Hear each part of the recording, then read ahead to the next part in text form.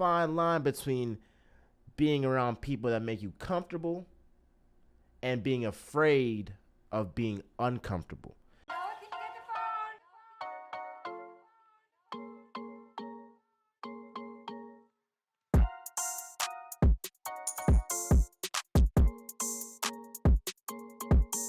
What's good, y'all? What's good, Real Talk Squad? This is Miles, and you're listening to Real Talk with Miles Johnson, where you know I always keep it real.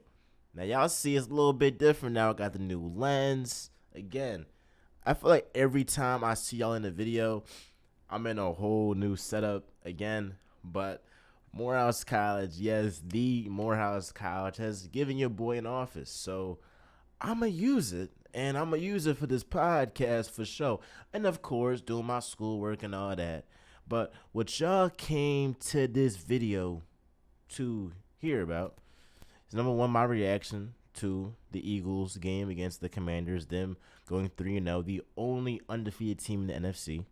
Going to talk about Ben Simmons, his interview with J.J. Redick, and how happy I am about Philly sports in general. But let's first start off with the Ben Simmons interview on the J.J. Redick podcast. Now, when I first saw this, or when I first heard about this interview, I was like, no way.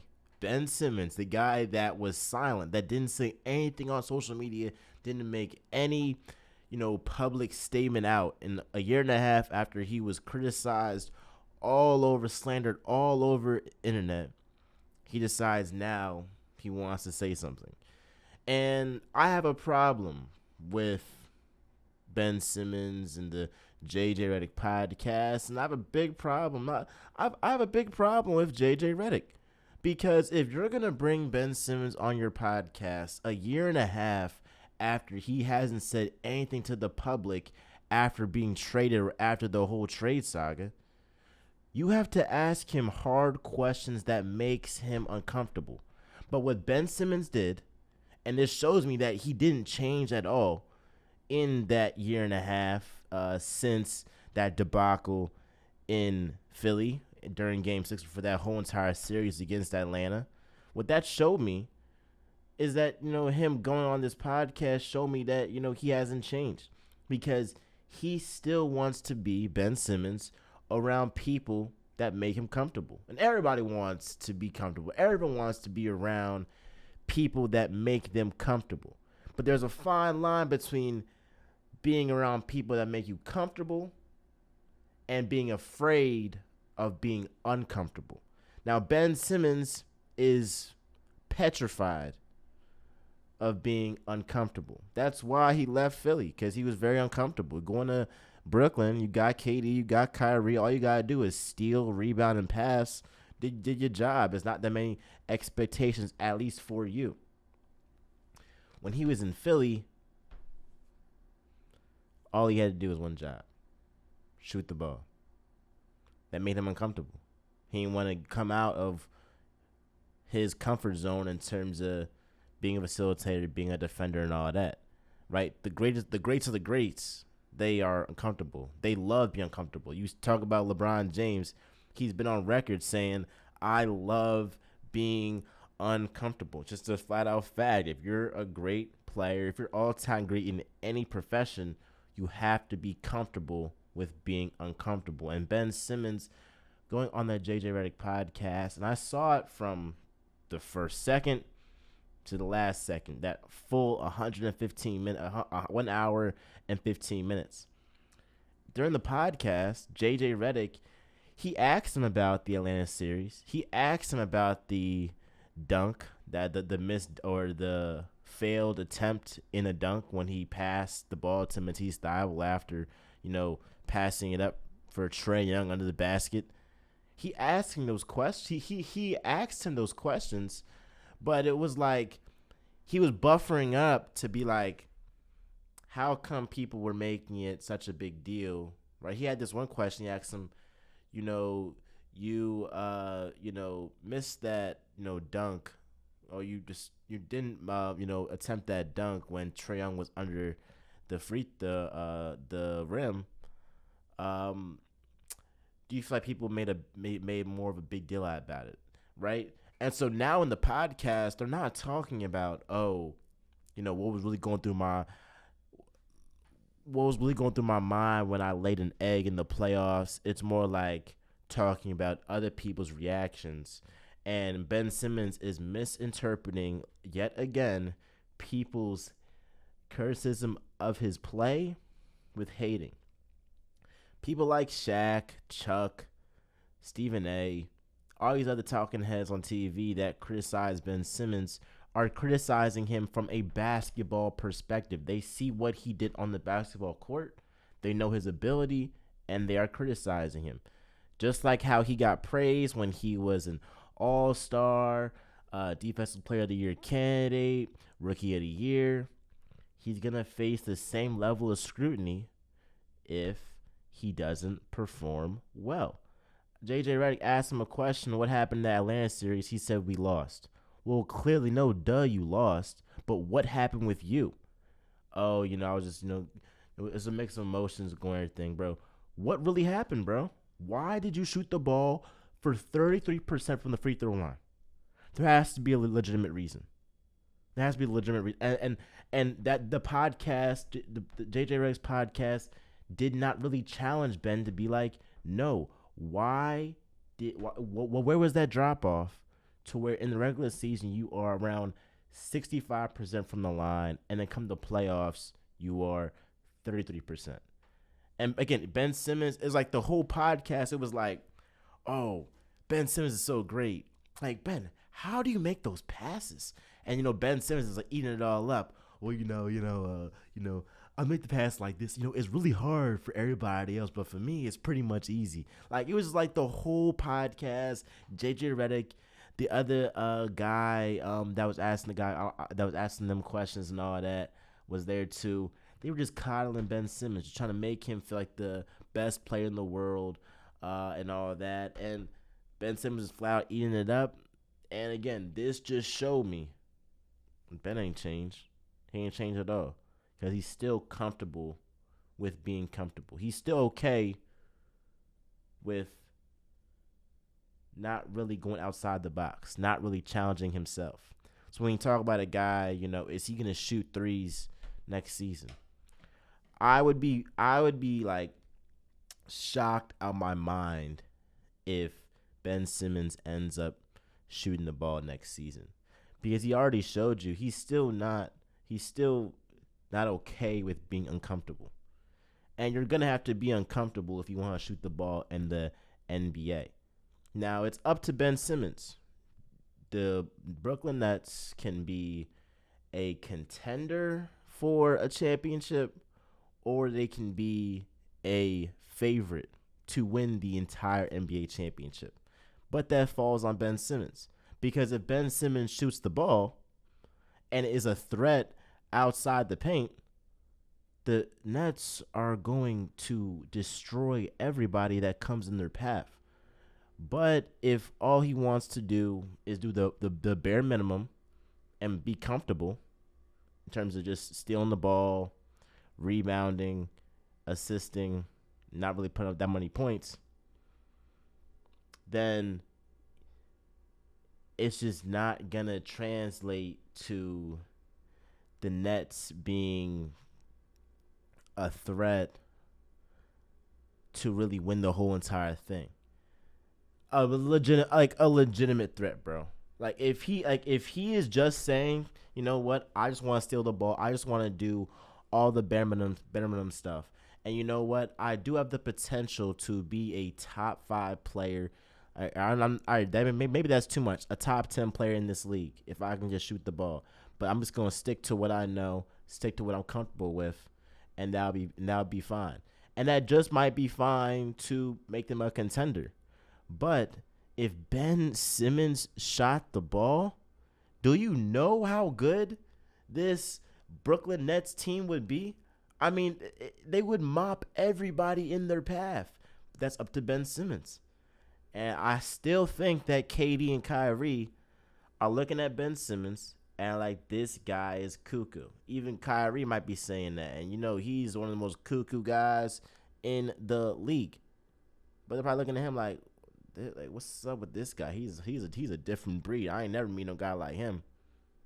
That's Ben Simmons for you. And I want Ben Simmons. I really want him to challenge himself to be uncomfortable, because once you do that, that's the first step into you changing your game and really improving as a basketball player. So Ben Simmons, there still is work to be done, and you should just not. You could have you, bro. If you was gonna wait, if I did not say anything for a year and a half, and I've been very controversial. First time I speak, I'm talking crazy. I'm talking crazy. Oh, Joel Embiid, that's not really my man's for real. He's straight, on my nuts, all that. I would have been talking crazy, bro. And if I could curse on here, I would be cussing. But I'm saying, if I was Ben Simmons, I would be going crazy. I'm not gonna be giving all these politically correct answers in the podcast, like you wasn't trying to force your way out of Philly in the worst way possible. So he talks about, oh, I still feel like I'm a part of Philly. I don't know where you got that from, because there is nobody in Philly with the right mind that thinks that you belong here. Respectfully, like nobody thinks that you are a part of Philly, belong in Philly, and that's a great segue into the Eagles versus the Commanders and Jalen Hurts. Jalen freaking Hurts. This boy is something special. 340 passing yards, 3 touchdowns, 0 interceptions, an 85 QBR, 123 passer rating, almost perfect. I mean, what else can you ask for from, I'm gonna just say it, your second year quarterback? Because I'm not counting that rookie year where he played 5 games. I'm gonna keep saying that. This is Jalen Hurts' second year as quarterback, and you see with some of the best quarterbacks in this league, that second year, that's when they blossom. Patrick Mahomes sat out a year. Second year was balling. Josh Allen had some struggles his first year. Second year came back balling. Lamar Jackson, again, had some struggles his first year, was put in the fire. Second year, balling, right? So that second year for a quarterback, for a young quarterback, tells you a lot about their makeup and if they're going to be the quarterback simply for the future. And Jalen Hurts has answered that bell for the time being. He is the quarterback for the future. And thank you, Howie Roseman, for surrounding Jalen Hurts with talent on the offensive side of the football. Now, in this specific game against Washington, the defensive line, proved to be one of the best, if not the best, in the NFL. You talk about a guy in TJ Edwards, 9 solo tackles, bro. 1 sack. We had 9 sacks on the day. Guys like Brandon Graham, again, coming out of the woodworks, a guy that was putting in work for us when we won the Super Bowl in 2017. Now he had 2.5 sacks. A guy in Fletcher Cox, 1.5 sacks. Hassan Reddick, 1.5 sacks. Josh Sweat, wreaking havoc, 1.5 sacks. Javon Hargrave, 1 sack, right? So it was spread around. Brandon Graham, bro, he had 5 QB hits. Josh Sweat had 3 QB hits. We were just flat out demolishing the Commanders' offensive line. And a guy in Carson Wentz lost 58 yards being sacked. And you talk about a guy in Carson Wentz, he lost it. He lost it. Certain guys, they had it, they lost it. Carson Wentz lost it. And I was kind of happy when he became a Commander, because I was like, we get to play him twice? Oh, sign me up. Because we saw that it was night and day between how the Eagles looked with Carson Wentz versus how they looked in a rookie Jalen Hurts. And ever since then, Wentz has been declining. So, Wentz, matter of fact, has been declining. So, how he played wasn't really a surprise to me. But the way this Eagles defense played was surprising to me. The offense is going to come. Again, you have one of the best wide receiving duos in the league with AJ Brown and Devontae Smith. Any day of the week, either one of them can give you 8 catches for $170, right? So let's not even do that. Devontae Smith is one of one. Oh my goodness, and it's so crazy. Like in football, it's like you can have if you just get one or two moves right in the offseason, you can be going from a non-playoff team or a fringe playoff team or even just a terrible team in general to a Super Bowl contender. And what was the move that Howie Roseman got right? It was the fact that he traded for A.J. Brown and gave Jalen Hurts a true number one wide receiver. And with this move and with the move panning out well in A.J. Brown, just being productive from the jump, now you have a guy in Devontae Smith that isn't going to be doubled the way he was doubled last season. Now he can be on the island with cornerbacks, and he can really put in work and separate from those cornerbacks, right? So think about how it changes so much from you acquiring a number one wide receiver, because now the guys that you needed are luxuries. A guy that you needed in Devontae Smith is now more so a luxury, right? One game against the Lions, y'all can put up 38 points, and he doesn't even get over 20 yards in that game. You got a guy, Miles Sanders. He was needed last season. If he didn't have over 15 carries, the Eagles probably were going to lose that game.